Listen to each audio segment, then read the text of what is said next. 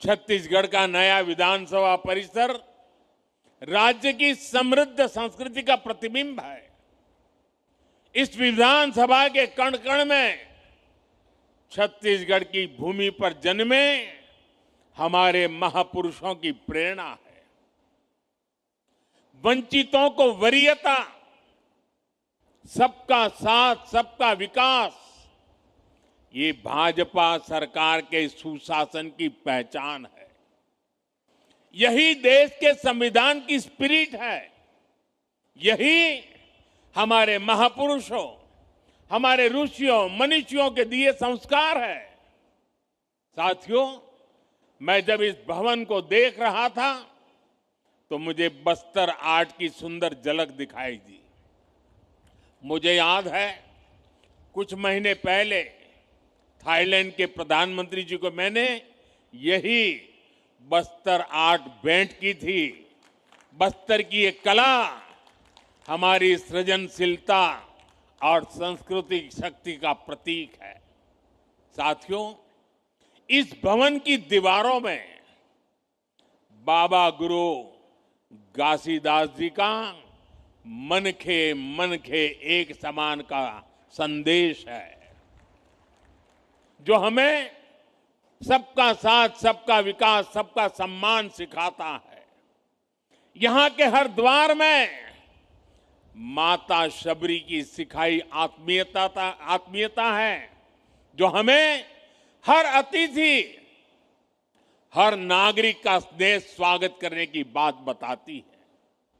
इस सदन की हर कुर्सी में संत कबीर का सिखाया सच्चाई और निडरता का भाव है, और यहां की नींव में महाप्रभु वल्लभाचार्य जी का बताया नर सेवा नारायण सेवा का संकल्प है। साथियों, भारत लोकतंत्र की जननी है, मदर ऑफ डेमोक्रेसी है। हमारा आदिवासी समाज तो पीढ़ियों से लोकतांत्रिक परंपराओं को जीता आया है। मुरिया दरबार, बस्तर की आदिम संसद इसका जीवंत उदाहरण है। वो आदिम संसद थी। सालों से हमारे यहां समाज और शासन मिलकर समस्याओं का समाधान करते रहे हैं, और मुझे प्रसन्नता है कि इस विधानसभा में भी मुरिया दरबार की परंपरा को स्थान मिला है।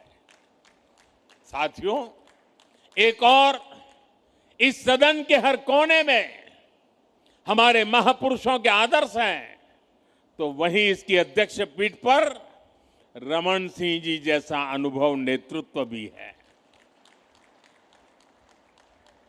रमन जी इस बात का बहुत बड़ा उदाहरण है कि एक कार्यकर्ता अपने परिश्रम से, अपने समर्पण भाव से लोकतांत्रिक व्यवस्था को कितना सशक्त बना सकता है।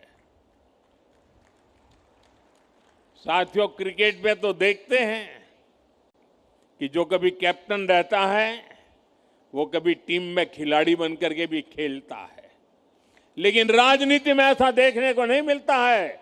ये उदाहरण रमन सिंह जी दे सकते हैं कि जो कभी कैप्टन हुआ करते थे, वो आज सच्चे स्पिरिट से कार्यकर्ता के छत्तीसगढ़ की सेवा के लिए समर्पित, हर कार्यकर्ता के लिए प्रेरणा के रूप में कार्य कर रहे हैं। साथियों, राष्ट्र कवि निराला जी ने अपनी कविता में मां सरस्वती से प्रार्थना की थी, प्रिय स्वतंत्र रहो, अमृत मंत्र नव भारत में भर दे। यह केवल काव्य नहीं था, यह आजाद भारत के नवसृजन का मंत्र था। उन्होंने नव गति, नव लय, नव स्वर की बात कही, यानी कि एक ऐसे भारत की जो परंपरा से जुड़ा हो लेकिन भविष्य की ओर पूरे आत्मविश्वास से आगे बढ़े।